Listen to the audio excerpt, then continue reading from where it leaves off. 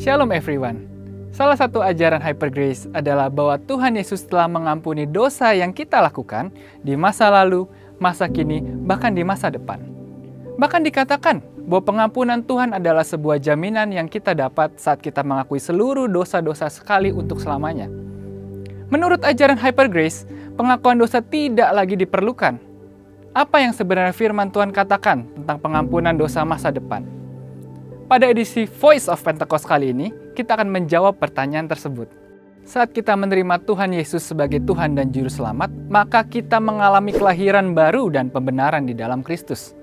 Kelahiran baru menjadikan orang percaya anak Allah dan ciptaan yang baru. Keselamatan yang diperoleh pada tahap ini adalah anugerah Allah. Bukan karena usaha manusia, tapi semata hanya karena iman kita kepada Kristus.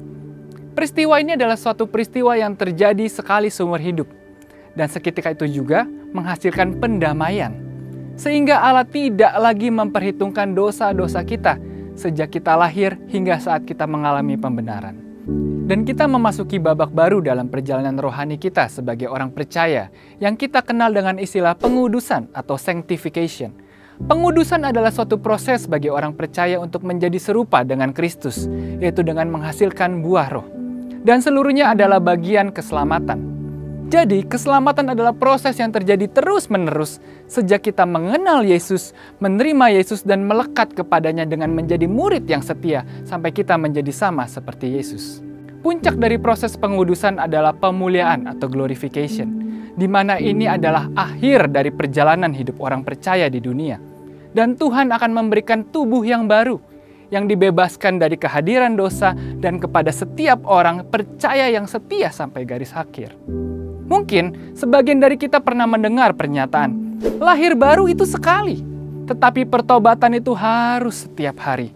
Mengapa kalau kita diselamatkan oleh kasih karunia melalui iman kepada Kristus, kita tetap harus menjadikan pertobatan sebagai gaya hidup? Tentu alasannya karena orang percaya masih dapat jatuh ke dalam dosa.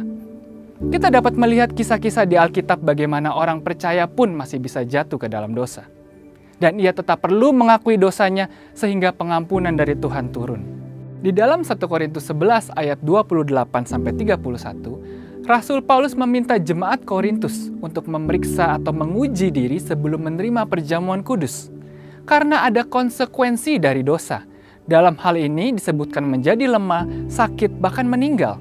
Bagi mereka yang belum memeriksakan dirinya dan memohon ampun dari Tuhan atas dosa-dosanya. Kalau mereka sudah diampuni atas dosa masa depannya, dosa yang dilakukan setelah mengalami kelahiran baru, mengapa masih ada konsekuensi dari dosa? Di dalam Ibrani 10 ayat 26-27, penulis surat Ibrani mengatakan bahwa akan ada penghakiman yang mengerikan dan kobaran api yang dahsyat bagi orang yang sengaja berbuat dosa sesudah ia memperoleh pengetahuan tentang kebenaran. Kepada jemaat di Efesus, Pergamus, Tiatira, Sardis, dan Laodikia di kitab Wahyu, Tuhan meminta mereka untuk bertobat dari dosa-dosa mereka agar mereka tidak mengalami penghukuman dan murka Tuhan. Dari contoh-contoh tadi, maka kita dapat melihat bahwa secara tersirat maupun tersurat, orang percaya tetap perlu mengakui dosa sebagai tanda penyesalan jika jatuh dalam dosa, serta bertobat dan tidak melakukan dosa itu lagi.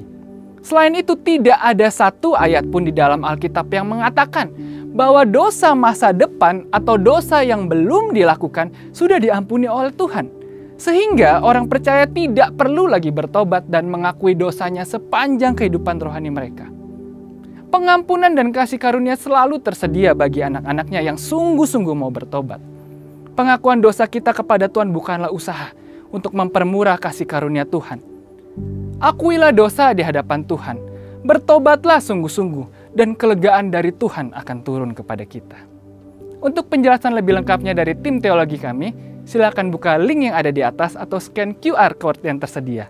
Tuhan Yesus memberkati. Jesus for everyone.